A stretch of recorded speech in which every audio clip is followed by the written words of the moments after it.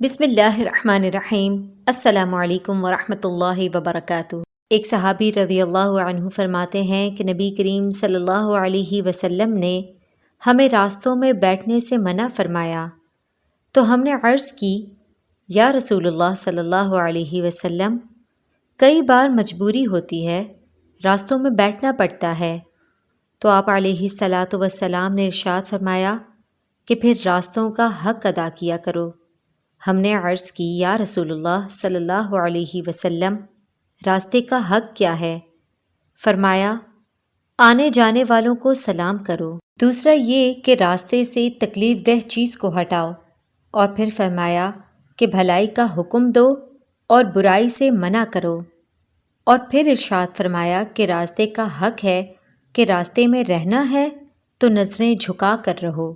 Video اچھی لگی تو اسے لائک کریں، اور مزید اسلامک ویڈیوز کے لیے ہمارے channel Alima online T V کو سبسکرائب کریں۔ وما علینا الا البلاغ المبین۔